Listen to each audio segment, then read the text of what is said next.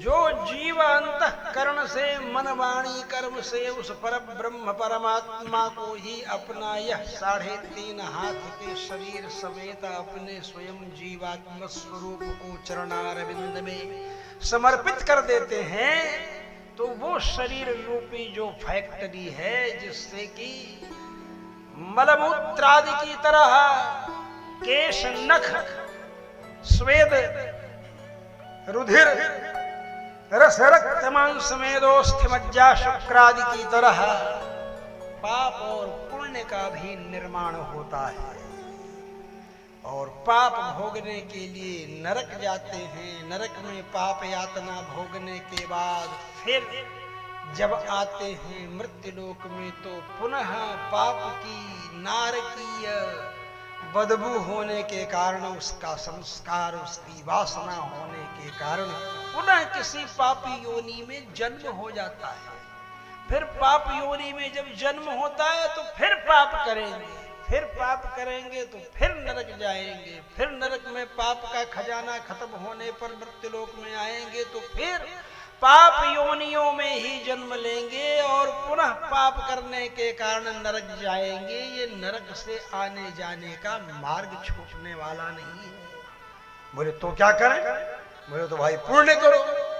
बोले पुण्य करेंगे तो पुण्य के फल से स्वर्ग जाएंगे, स्वर्ग में पुण्य के फल स्वरूप अप्सराओं का दिव्य नृत्य देखेंगे, मुजरा देखेंगे, आनंद का अनुभव करेंगे। उर्वशी, रंभा, अप्सरा, घृताची आदि अप्सराओं के बगलगीर होने का लुत्फ उठाएंगे, उनके साथ रमणादि क्रिया करके स्वर्गीय सुख का अनुभव करेंगे।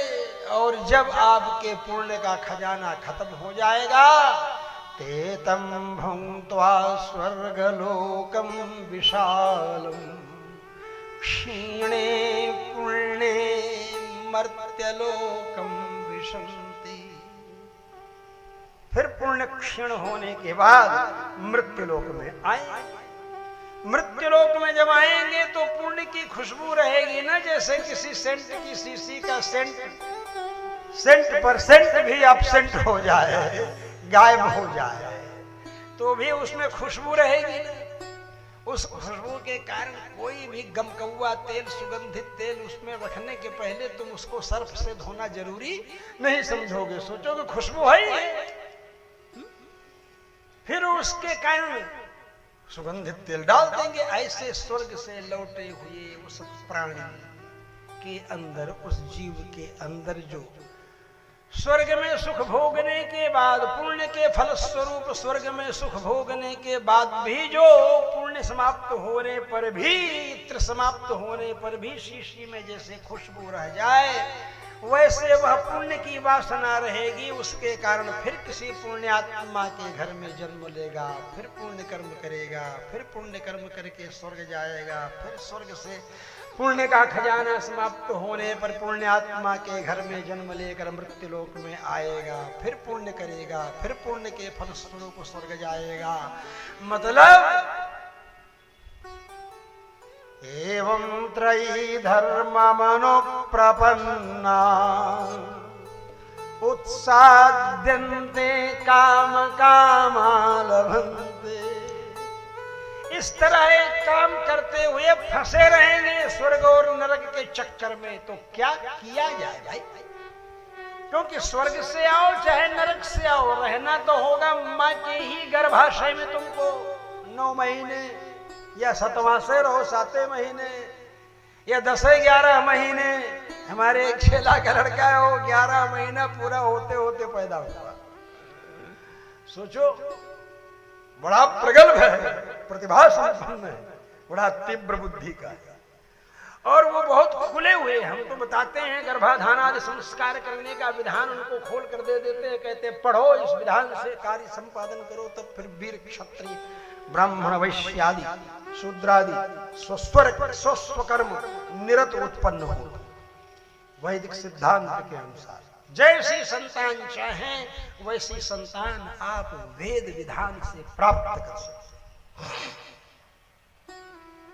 लेकिन अब आप सिनेमा हॉल में जाओ, बॉक्स ऑफिस का टिकट कराओ और वहीं सिनेमा देखते देखते गर्भाधान कर दो तो वो संतान कैसी होगी तुम्हारी? आखिर जूते मारने वाली ना होगी।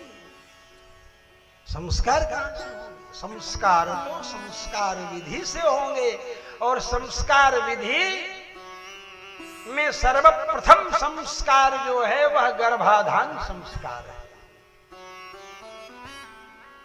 गर्भाधान संस्कार में जीवात्मा से शरीर के संबंध, सम्मेलन, कनेक्शन के लिए संदर्भ स्थापित किया जाता है, भूमिका स्थापित की जाती है, और अंत्येष्टि संस्कार, दाह संस्कार के माध्यम से जीवात्मा के द्वारा शरीर छूटने पर शरीर को छोड़ दिया जाता है। फर्क इतना है कि गर्भ में जब आता है, गर्भ से जन्म लेता है, तो उसे जन्म कहते हैं, मर जाता है तो मृत्यु कहते हैं। इसका है, ये शरीर का है। शरीर संबंध होने में पहले आया तो जन्म, पहले आया शरीर, शरीर पहले आया आपका, गर्भ में आपका शरीर पहले आया और आत्मा बाद में आया। और जब शरीर का दाह संस्कार कर रहे हैं तो आत्मा पहले चला गया और शरीर बाद में गया। यही सिद्धांत है। यही रेलवे स्टेशन में है कि जो लेट आती है गाड़ी वो पहले चली जाती है, पहले गाड़ी वाली को एक बार रोक देती है। ये विज्ञान, ये केवल रेलवे का विज्ञान नहीं है, वो रेलवे की यात्रा है और ये आपकी शरीर यात्रा है। शरीर यात्रा आपकी ऑटोमेटिकली निरंतर चलने वाली है। ये नॉन स्टॉप मैकेनिज्म है, ऑटोमेटिक मैकेनिज्म है। जब तक शरीर है तब तक प्रोडक्शन करेगा पाप पुण्य, तो भैया बचेंगे कैसे? पाप और पुण्य रहेगा। तो इसलिए इस शरीर रूपी फैक्ट्री को ही भगवान के चरणों में समर्पित कर देंगे।